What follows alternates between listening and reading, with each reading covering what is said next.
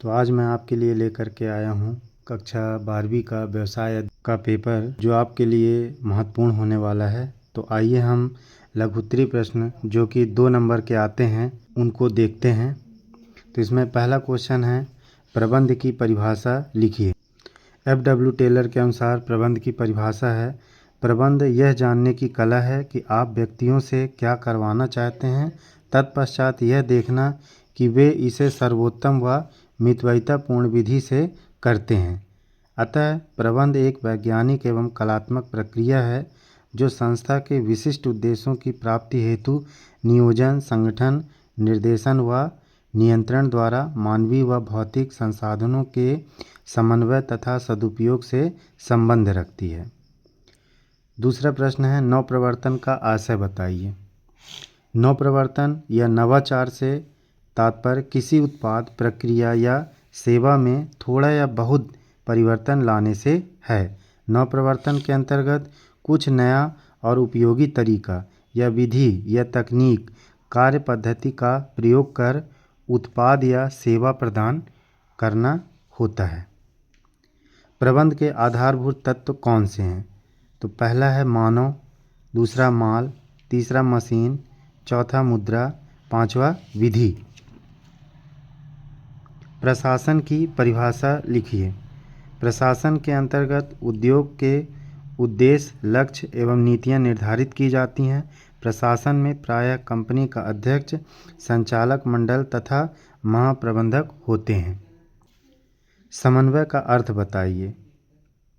Breach के अनुसार समन्वय विभिन्न सदस्यों के मध्य कार्यों का उचित आवंटन सुनिश्चित करके दल को साथ रखना व उनमें संतुलन स्थापित करना और यह देखना कि कार्य सदस्यों में सामंजस्य के साथ पूरा किया जाए। प्रश्न 6, समय अध्ययन का मुख्य उद्देश्य बताइए। समय अध्ययन का मुख्य उद्देश्य एक कुशल व्यक्ति द्वारा किसी काम को निश्चित दशाओं में करने का एक प्रमाणित समय का निर्धारण करना होता है। निर्देशन की एकता को समझाइए।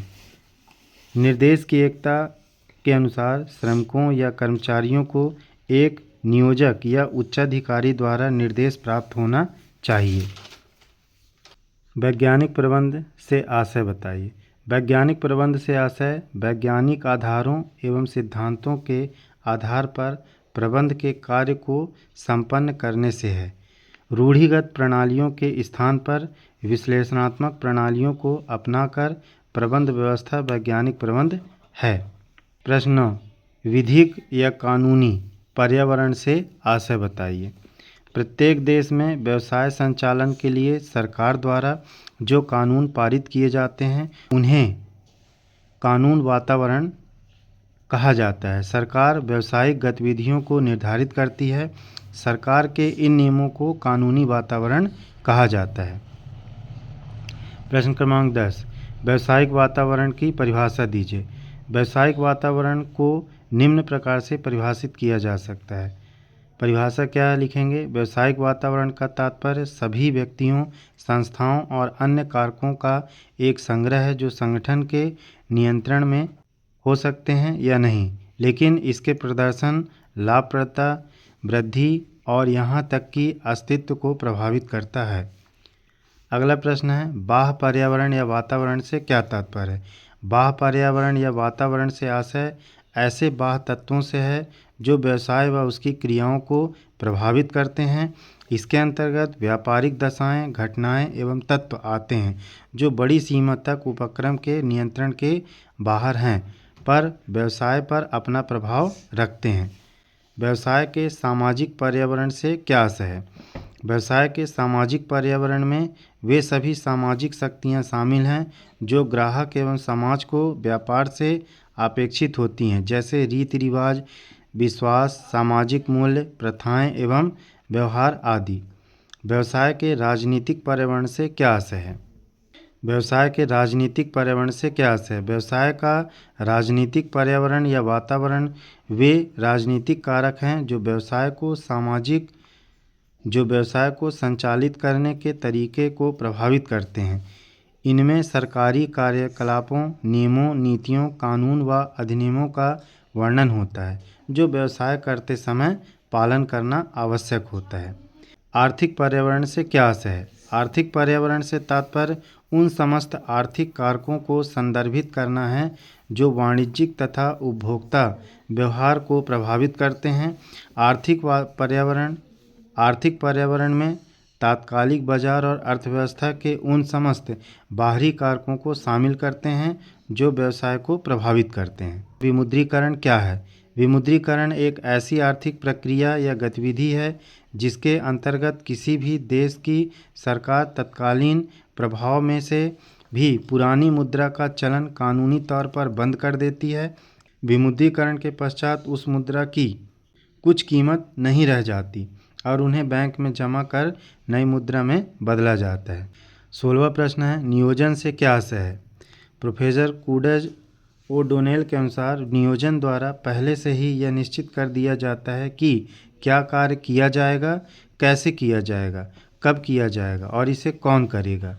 हम जिस स्थान पर और जिस स्थान पर पहुंचना चाहते हैं उसके अंतर को पाटने का कार्य नियोजन करता है। अगला महत्वपूर्ण प्रश्न है, बजट किसे कहते हैं? बजट व्यवसाय के भविष्य के लिए बनाई गई वह वित्तीय योजना है जो कि एक निश्चित समय अवधि, एक वर्ष सामान्यतः, के राजस्व व अन्य आय तथा व्ययों का अनुपात एवं परिचालन लक्ष्यों को रेखांकित करता है। नियोजन एक सतत प्रक्रिया है, समझाइए। नियोजन एक सतत प्रक्रिया है, यह कथन सत्य है। जब तक संस्था का अस्तित्व है तब तक व्यवसाय में नियोजन के अंतर्गत लक्ष्य व उद्देश्यों का निर्धारण, संसाधनों के अनुकूलतम उपयोग की योजनाएं निरंतर बनाई जाती हैं। उद्देश्य का अर्थ स्पष्ट कीजिए। व्यवसाय के नियोजन प्रक्रिया के अंतर्गत उद्देश्यों से आशय विशेष परिणाम से है जो व्यवसाय एक निश्चित समय के अंतर्गत उपलब्ध संसाधनों के द्वारा प्राप्त करना चाहता है। उद्देश्य वह मूलभूत यंत्र है जिसके द्वारा नियोजन व सामरिक क्रियाएं पूर्ण होती हैं। रेखा संगठन से आशय।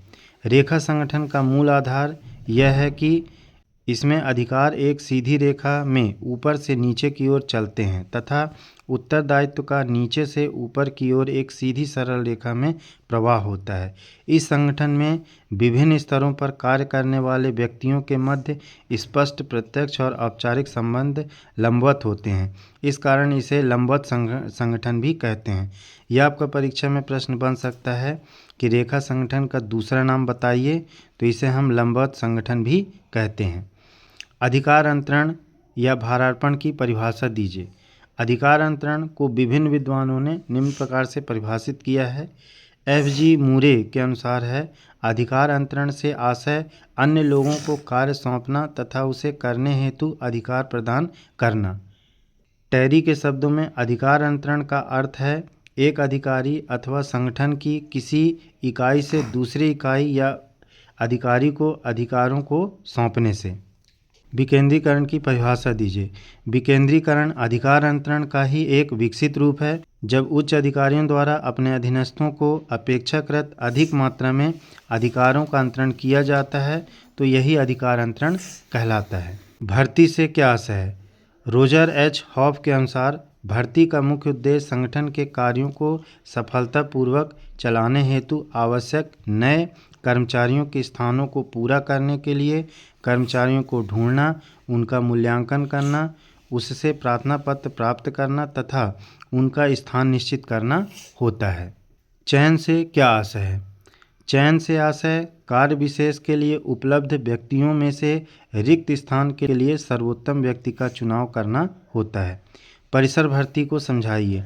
संस्था के अधिकारीगण जब किसी शिक्षण संस्थान में पूर्व सूचना देकर वहां के विद्यार्थियों का साक्षात्कार विद्यालय परिसर में करते हैं और योग्य एवं उपयुक्त छात्रों की नियुक्ति संस्था में करते हैं तो इसे ही परिसर भर्ती कहते हैं। तो ये थे आपके टॉप 25 क्वेश्चन। आई होप आपको अच्छा लगा होगा। तो आप इन टॉप 25 क्वेश्चनों का अध्ययन करिए जो कि आपके एग्ज़ाम के पॉइंट ऑफ व्यू से महत्वपूर्ण होने वाले हैं।